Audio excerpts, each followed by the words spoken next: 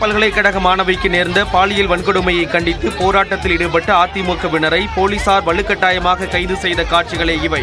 அண்ணா பல்கலைக்கழக நுழைவாயில் முன் அதிமுகவினர் போராட்டத்தில் ஈடுபட்டனர். முன்னாள் அமைச்சர் ஜெயக்குமார், வேளச்சேரி சட்டமன்ற முன்னாள் உறுப்பினர் அசோக் தலைமையில் நூற்றுக்கணக்கானோர் சாலை மறியலில் ஈடுபட்டனர்.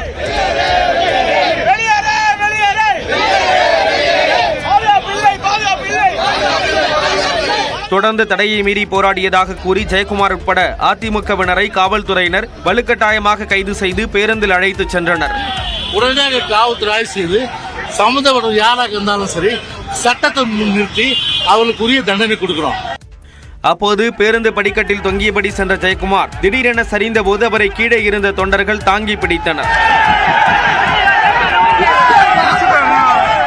இதனைத் தொடர்ந்து ஜெயக்குமார் உட்பட அதிமுக நிர்வாகிகள் கோட்டூர்புரத்தில் உள்ள திருமண மண்டபத்தில் தங்க வைக்கப்பட்டு பின்னர் விடுவிக்கப்பட்டனர். இந்நிலையில் சமுதாயத்தை சீரழிக்கும் அனைத்து விதமான குற்றச்செயல்களில் ஈடுபடும் விரோதிகளின் கூடாரமாக திமுக திகழ்வதாக எதிர்க்கட்சித் தலைவர் எடப்பாடி பழனிசாமி குற்றம் சாட்டியுள்ளார். இது தொடர்பாக தனது எக்ஸ் பக்கத்தில் பதிவிட்டுள்ள அவர், பாலியல் வன்கொடுமை வழக்கில் கைதாகியுள்ள ஞானசேகரன் திமுக அமைச்சர்களுடன் இருக்கும் புகைப்படம் சமூக வலைதளங்களில் பரவுவதாக குறிப்பிட்டுள்ளார். தமிழ்நாட்டில் ஜனநாயகத்தின் குரல் வழி நெறிக்கப்படுவதாக பாஜக மூத்த தலைவர் தமிழிசை சவுந்தரராஜன் விமர்சித்துள்ளார். அண்ணா பல்கலைக்கழக மாணவி பாலியல் வன்கொடுமை செய்யப்பட்டதை கண்டித்து சென்னை வள்ளுவர் கோட்டத்தில் பாஜகவினர் போராட்டத்தில் ஈடுபட்டனர். அப்போது காவல்துறையினருக்கும் பாஜகவினருக்கும் இடையே வாக்குவாதம் ஏற்பட்டது. இதனைத் தொடர்ந்து பாஜகவினரை காவல்துறையினர் கைது செய்து மண்டபத்தில் அடைத்து வைத்தனர்.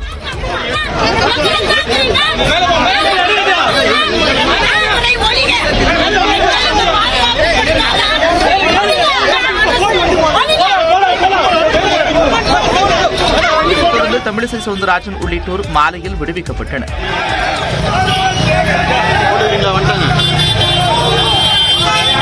பின்னர் நியூஸ் 18 தமிழ்நாடு தொலைக்காட்சிக்கு பேட்டியளித்த தமிழிசை சவுந்தரராஜன் விமர்சனங்களை மறைக்கவே திமுக அரசு முயல்வதாக குற்றம் சாட்டினார். ஒத்த மனிதர் வந்தாலும் கைது செய்யப்படுறாங்க. நாங்க ஒரு இடத்துல அசம்பிள் ஆகி வந்தா அங்க வந்து கைது செய்யறாங்க. என் காரை தேடிட்டே இருந்தாங்க. நான் அவரை நடந்து வந்தேன். என்ன தேடி வந்து ஒரு 25 போலீசார் என்ன சுத்தி வளைச்சு என்னமோ நான் தப்பிச்சே விட்டுறக்கூடாதுன்ற மாதிரி எனக்கு பாதுகாப்பு கொடுக்குறாங்களாம். அப்படி ஒரு பேர்ல அப்படி ஒரு அராஜகம். அதனால தமிழக அரசு எதையோ பார்த்து பயப்படுகிறது. எதிர்க்கட்சிகளின் குரல் வலை நெரிக்கப்படுகிறது. யார் சொல்றது? இது அரசியல் ஆக்காம அவியல் ஆக்குவாங்கன்னு யார் கேட்டது? அண்ணன் ஸ்டாலின் தானே கேட்டாரு. அப்ப அவருக்குன்னா அரசியல், எங்களுக்குன்னா அவியல். எதிர்க்கட்சியாக இருந்தபோது ஸ்டாலின் இதைவிட ஆக்ரோஷமாக நடந்து கொண்டதாகவும் தமிழிசை குறிப்பிட்டார். அண்ணா பல்கலைக்கழக மாணவி பாலியல் வன்கொடுமை வழக்கில் கைதான ஞானசேகரனுக்கும் திமுகவிற்கும் எந்தவித தொடர்பும் இல்லை என சட்டத்துறை அமைச்சர் ரகுபதி தெரிவித்துள்ளார். துணை முதலமைச்சரோடு அவர் இருப்பதை போன்ற ஒரு காட்சியை கொண்டிருக்கிறார்கள். அப்படி நடந்து வரும்போது போட்டோ எடுப்பது எங்கேயுமே சகஜம்தான். அதை யாருமே தடுக்க முடியாது. ஏன்னா நாங்கள் ஒவ்வொருத்தரும் போகையில் பக்கத்தில் யார் வர்றா, எய்தா போல யார் வர்றான்னு பார்த்து போட்டோ எடுத்துக்கிட்டு போகிறது, புகைப்படம் எடுப்பதையெல்லாம் அல்லது செல்ஃபி எடுப்பதையெல்லாம் தடுக்க முடியாது. ஞானசேகரனுக்கும் எங்களுக்கும் எந்த விதமான தொடர்பும் இல்லை. ராமேஸ்வரத்தில் உடைமாற்றும் அறையில் ரகசிய கேமரா வைத்தவர் அதிமுக பிரமுகரின் மருமகன் எனவும் சட்டத்துறை அமைச்சர் ரகுபதி குற்றம் சாட்டியுள்ளார்.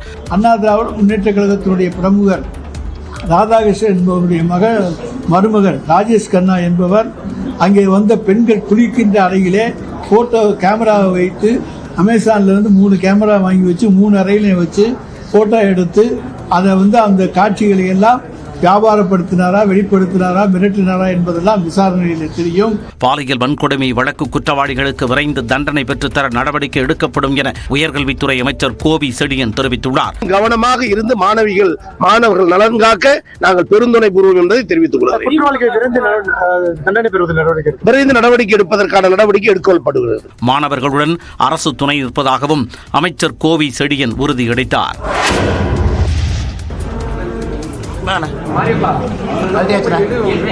திமுக ஆட்சியிலிருந்து போற வரைக்கும் வெறுங்கால். திமுக ஆட்சியை அகற்றும் வரை இனிமேல் வெறும் கால்தான் என்று பாஜக மாநில தலைவர் அண்ணாமலை சபதமிட்ட காட்சிகள் தான் இவை. கோவையில் செய்தியாளர்களிடம் பேசிய அவர், இனிமேல் வழக்கமான போராட்டங்களில் பாஜக ஈடுபடாது எனவும் பாஜக தொண்டர்கள் ஒவ்வொருவரும் தங்களின் வீட்டின் முன் வந்து நின்று போராட வேண்டும் எனவும் அண்ணாமலை அழைப்பு விடுத்தார். அதனால இன்னி உங்களுக்கு இந்த ஆர்ப்பாட்ட வேலையெல்லாம் இல்லை. இன்னிலிருந்து நாங்க வேற மாதிரி தான் உங்களை டீல் பண்ண போறோம்.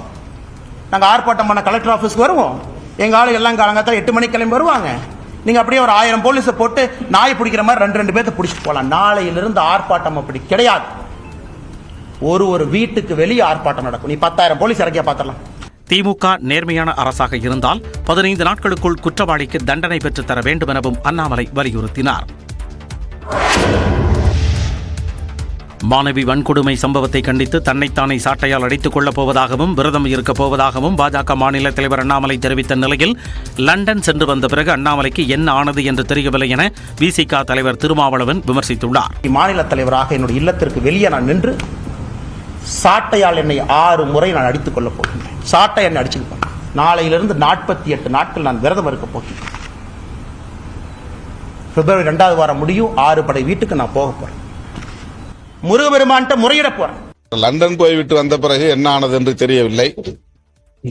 ஏன் அவர் இப்படிப்பட்ட முடிவை எடுக்கிறார் என்பது வருத்தமளிக்கிறது. தன்னைத்தானே வருத்திக் கொள்ளும் அகிம்சா வழி போராட்டத்தை காந்தியடிகளைப் போல கையில் எடுக்கிறாரா என்று தெரியவில்லை. ஆனால் காந்தியடிகள் கூட இப்படிப்பட்ட போராட்டங்களை அறிவித்ததில்லை. உண்ணாநிலை அறப்போராட்டம் சரி, தன்னைத்தானே சவுக்கால் அடித்துக் கொள்வது, சாட்டையால் அடித்துக் கொள்வது அதிர்ச்சியாக இருக்கிறது. அவருடைய போராட்ட அறிவிப்புகள் நகைப்புக்குரியவையாக மாறிவிடக்கூடாது. மதச்சார்பற்ற முற்போக்கு கூட்டணி கொள்கை கூட்டணி மட்டுமல்ல, நிரந்தர கூட்டணி என்று முதலமைச்சர் மு க ஸ்டாலின் கூறியுள்ளார். இந்திய கம்யூனிஸ்ட் கட்சியின் 100ஆண்டு விழா மற்றும் விடுதலை போராட்ட வீரரும் இந்திய கம்யூனிஸ்ட் மூத்த தலைவருமான நல்லக்கண்ணுவின் 100ஆண்டு விழா நிகழ்ச்சி சென்னை தியாகராய நகரில் உள்ள அக்கட்சியின் அலுவலகத்தில் நடைபெற்றது. இதில் முதலமைச்சர் மு க ஸ்டாலின், மதிமுக பொதுச் செயலாளர் வைகோ, இந்திய கம்யூனிஸ்ட் கட்சியின் மாநில செயலாளர் முத்தரசன், மார்க்சிஸ்ட் கம்யூனிஸ்ட் கட்சியின் மாநில செயலாளர் கே பாலகிருஷ்ணன், விடுதலை சிறுத்தைகள் கட்சியின் தலைவர் திருமாவளவன் உள்ளிட்டோர் கலந்து கொண்டனர். இந்த நிகழ்ச்சியில் பேசிய முதலமைச்சர் மு க ஸ்டாலின், மதச்சார்பற்ற முற்போக்கு கூட்டணி பெரிய வெற்றியை பெறும் சூழலே தற்போது இருப்பதாக கூறினார். 200 தாண்டி வரக்கூடிய அளவிற்கு நம்முடைய கூட்டணி அமைந்திருக்கிறது. 7 ஆண்டு காலமாக இந்த கூட்டணியை தொடர்ந்து நாம் கடைபிடித்து தேர்தல் களத்தில் என்று பெரும் வெற்றியை தொடர்ந்து பெற்று வருகிறோம்.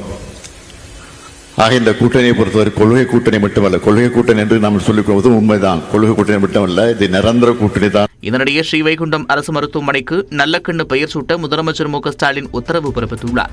நல்லக்கண்ணு விடுத்த கோரிக்கையை ஏற்று சிடி ஸ்கேன் உள்ளிட்ட வசதிகளுடன் ஸ்ரீவைகுண்டம் அரசு மருத்துவமனையை மேம்படுத்தவும் முதலமைச்சர் மு க ஸ்டாலின் உத்தரவிட்டிருப்பதாக தமிழ்நாடு அரசு தெரிவித்துள்ளது. சென்னையில் 2வது நாளாக இரவில் பெய்த மழையால் குளிர்ச்சியான சூழல் நிலவியது. சென்னையில் நேற்று பகலில் ஒரு சில இடங்களில் சாரல் மழை பெய்தது. தொடர்ந்து நள்ளிரவில் பலத்த காற்றுடன் மிதமான மழை பெய்தது.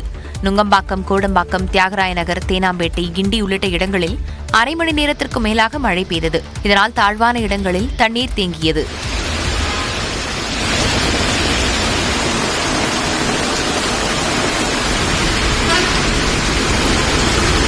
தொடர்ந்து அதிகாலை வரை விட்டுவிட்டு மிதமான மழை பெய்தது.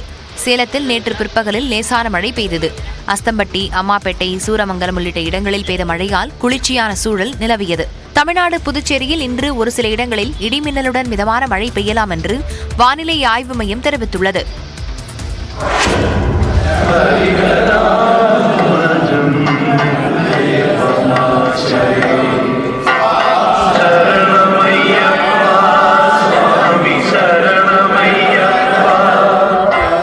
சபரிமலை ஐயப்பன் கோயிலில் மண்டல பூஜை பக்தி பரவசத்துடன் நடைபெற்ற காட்சிகள்தான் இவை. உலக புகழ்பெற்ற சபரிமலை ஐயப்பன் கோயிலில் நவம்பர் 16ஆம் தேதி மண்டல பூஜை தொடங்கியது. தமிழ்நாடு உள்ளிட்ட பல பகுதிகளிலிருந்து ஏராளமான பக்தர்கள் சபரிமலைக்கு சென்று தரிசனம் செய்தனர். வியாழக்கிழமை பகல் 12 மணி முதல் 12:30 மணி வரை மண்டல பூஜை நடைபெற்றது.